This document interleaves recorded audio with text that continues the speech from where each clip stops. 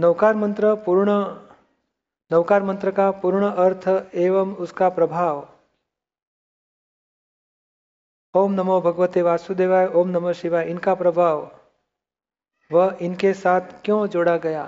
ये नवकार मंत्र के साथ क्यों जोड़ा गया? क्योंकि नवकार मंत्र किसका है? जैनों का है कि वैष्णव का है? जैनों का ही। ओ, तो वैष्णव लोग के लिए क्या हो जाएगा? ये तो पराया है, हमारा नहीं है। पक्षपात हो गया कि नहीं हो गया? तो आप भगवान पक्षपाती है या निष्पक्षपाती है? निष्पक्षपाती। तो पक्ष में रहने से भगवान के पास जा सकेंगे कभी आदमी? और पक्ष की आराधना करोगे तो निष्पक्षपाती भगवान पाओगे कभी? निष्पक्षपाती तो होना चाहिए कि नहीं होना चाहिए? वो तो बरोबर है। तो भगवान यही बताना चाहते हैं कि भाई इसके अर्थ देखोगे तो कोई फर्क नहीं है। ये आत्मज्ञानी को ही नमस्कार पहुंचते हैं। ओम नमः शिवाय यानी जीव दशा में से जो शिव स्वरूप हुआ उनको नमस्कार करते हैं। हाँ, वही शाब्दिक अर्थ ही वो क्या वही हो है, जाता अर्थ है। मगर ये भ्रांति ऐसी है, मनुष्य की बुद्धि की वजह से भेद भेद भेद कर दिया है। और भगवान अभेद होते हुए और मनुष्य भेद में रहता है, भगवान की प्राप्ति कभी हो जाएगी? और दूसरी बात, ये मंत्र के पीछे देव देवियां हैं, शासन देव देवियां हैं। और मंत्र में जब भेद रखता है तो शासन देव देवियों की हेल्प नहीं मिलेगी पूरी। तो आप निष्पक्षपाती रहोगे तो वो लोग भी हेल्प करेंगे आपको। और भगवान का भी आज पक्षापक्षी में से बाहर निकलोगे तो फिर कोई भी वैष्णव होगा, महावीर भगवान के दर्शन करने जाएगा तो उसको लगता है कि नहीं ये पूर्ण भगवान है। कोई भी जैन कृष्ण भगवान के पास दर्शन के लिए जाएगा तो उनको भी लगेगा ये तो वासुदेव भगवान भावी तीर्थंकर है, नर में से नारायण, क्षयक संकितधारी है। ऐसे दृष्टि से दर्शन करे तो उसको राग द्वेष में से मुक्त हो सकेगा और भगवान के सच्चे दर्शन करने से उसको पुण्यानुबंधी पुण्य का बीज बोया जाएगा। ये तो कितने राग द्वेष वाली दृष्टि से इसके पास नहीं जाने का, ये मिथ्यात्वी है, ये मिथ्यात्वी है। ये मिथ्यात्वी को मिथ्यात्वी कौन बोल सकता है? समकिति बोलेगा कि मिथ्यात्वी ही मिथ्यात्वी को मिथ्यात्वी बोलेगा? वही बोलेगा। समकिति बोल सकेगा? नहीं।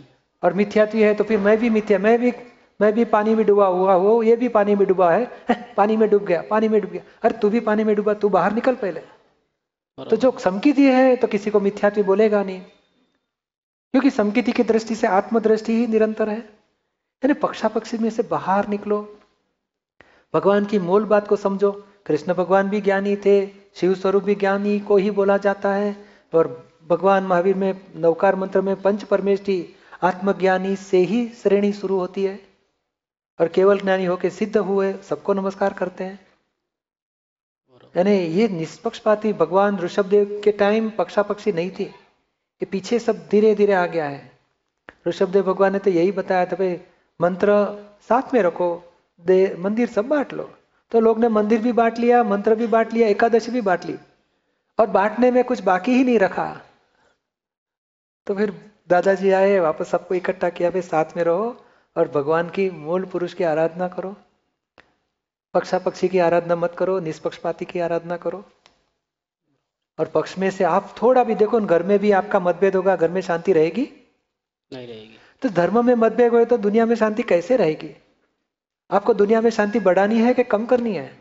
बढ़ानी है। हाँ, तो फिर धर्म में मतभेद निकल जाएंगे तो दुनिया में शांति ही शांति बढ़ेगी। देखो, आप अनुभव करके देखो, हमारे वहां तो त्रिमंदिर है, निष्पक्षपाती त्रिमंदिर। कृष्ण भगवान भी है, ऋषभ सिमंदर स्वामी भगवान भी है, शिव भगवान भी है। हजारों लोग एक ही दादर से चढ़ते हैं, सभी भगवान को दर्शन करके नीचे उतरते हैं। बहुत शांति शांति शांति लगती है। वो खुद ही बोलता है, देखें बहुत अच्छा व्यू पॉइंट है, हमारा मतभेद मन में से निकल गया, हमको बहुत शांति लगती है।